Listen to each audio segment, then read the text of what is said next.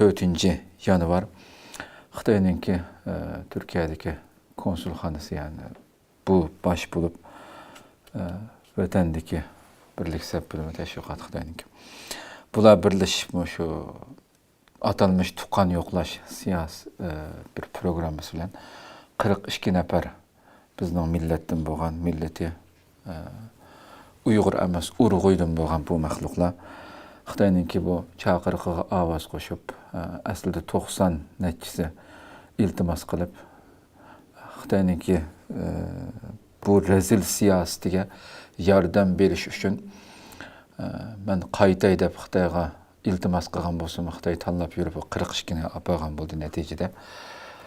İlgirim biz siz bilan necha ay oldiki suhbatdimi? O'tgan yil 8-oyda aslida bu ishning boshlanishi Xitoy şu Uyg'urlarni uni buni chaqirib o'zining siyosatlarining bu uchini chiqargan damda.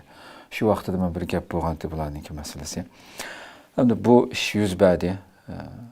Siz buningga qanday qaraysiz? Bu Uyg'urlar qanday qaraysiz? Xitoyninki bu nomussizlarcha jinoyatini oqlash urinishiga qanday qaraysiz? Shu haqdagi fikringizni olsak. Xo'sh, bu Xitoyninki Türkiye'dekilerini teşkil kılıp Şarkı Türkistan'a bir köstük geliş bu birinci kıtım emez. Yani neçi kıtım oldu yani. Xo'sh.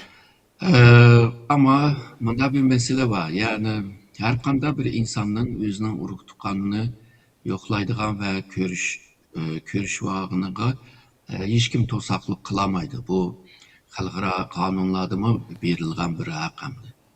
Fakat eğer de bunda bir körüşüşün aksında bir siyasi maksat bolgan bolsa, bu xil körüşüşler siyasi bir tamıga vurulgan boludu.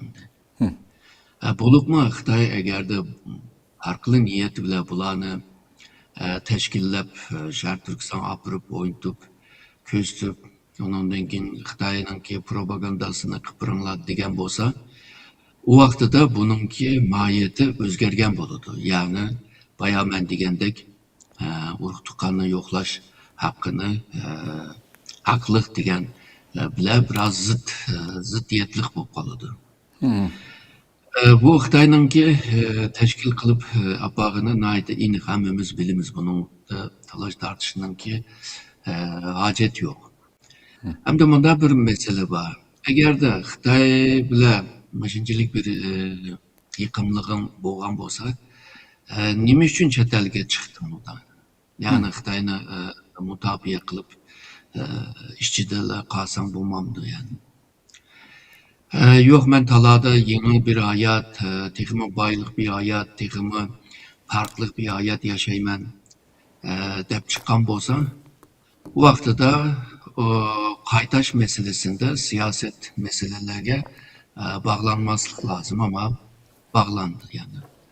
Şununla bu mesele naydı mürekkep bir mesele. Yani mandat disim bulmaydıgan, anda disim bulmaydıgan ama neticeye karaydıgan bolsa Xitayninki bir propaganda yani teşviki bir vasıtaga aylanganlığını görüyatımız. Bu xil Şarkı Türkistanlıklarını teşkil kılıp Şarkı Türkistan'a apırış kinki 30 yıl boyunca bağ nesemdi. Xo'sh. Bazen payda kaldı, bazen yok olup gitti. Ama hazırgacha biz qaraydigan bolsak, hiç birisi yani bir kıtım lık bir faaliyetleri düşengen yoki arzu kılgan o seviyege kelmegenligini mi görüyapmiz? Bu yalğızlar Uygurlarını, Şarkı Türkistanlıklarını teşkil kılışamaz. Ama Türkiye'deki bazı akademisyenlerini, muhbirlerini ve aşına okşaydıgan bazı faaliyetçilerini mi teşkil kılıp apırıp ekegen ahvallar var. Ular bazıları kelip bir misalga bazı jurnalistler bilimlerini yazıp baktı ama Türkiye'de çok bir tesir bulmadı hem de. Xo'sh.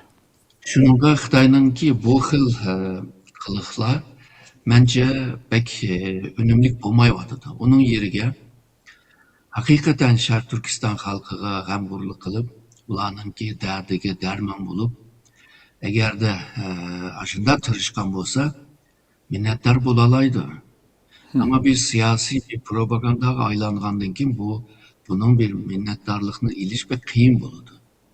Yani Hoş. köz boyamcı bir siyasetga aylandı. Bununki misalı köpeygen siri hakla statistik hesap bilen bunu çıkaralaydı. Yani Xitay muşu meselen ama haklanınki adanısı bile körüşüş, tukanları bile körüşüş degan nayeti tabii bir tuygunuma siyasetinin bir vasıtasıga aylandırıp etti deb aşında düşünüşke sebep oldu. Bu vaqtida Xitayninki obrazıma yaxşı bolmaydiganligini bilimiz hamda. Xitay tarixten beri muşuna köz boyamcılık meselede yama usta hamda. Hoş. Şu Canken'den itibaren bu başlaydı. Her devirde bir başlaydı. Yakınki zamanda kanda başlaydı degende bu öyle ki nime imaj projesi yani obraz projek degendek bir siyaseti var. Yani köz boyap durup hakını aldaş.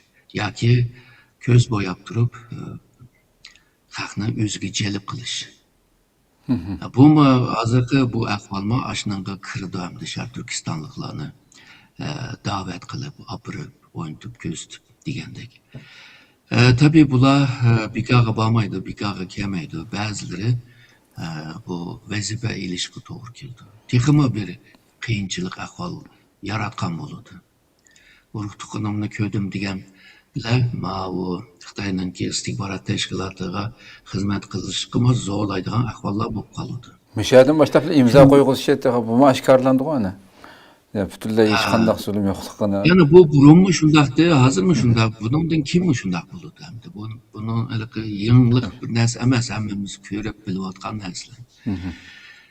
Şununla hamda bunda paytda bo'libmi shu da'vogarlar ata-onaları bilan, urug' tuqqanlari bilan hamda elveda qilish lazım. Yani a dünyada görüşümüz deb ayrilish lazım. Hamda da'vo qitilmagan o'zining hayotini yashayman u bu deganlar hamda ularni hamda qo'yib berish lazım. Ular hamda bu da'voning ichida bo'lmagandan keyin da'vo haqida ma'lumotmi ega bo'lamaydi, Xitoyga yaxshi tepiradigan narsalar ma'lumotmi bo'lmaydi. Shundaq bir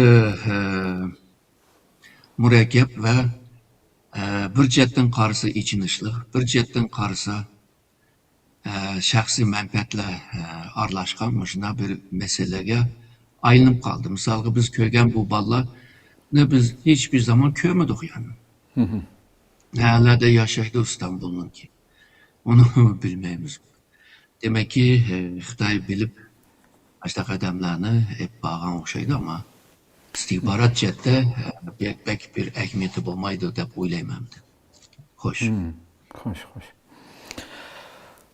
Bo'ldi uzun to'xtalmaydi bu masalada hakikaten ish qilib pat bu Xitoylar o'zininki abdi bashirisini yepish uchun mana shuna millatimizning ichidan mana shunday maydansizlarni foydalanib ketyapti albatta.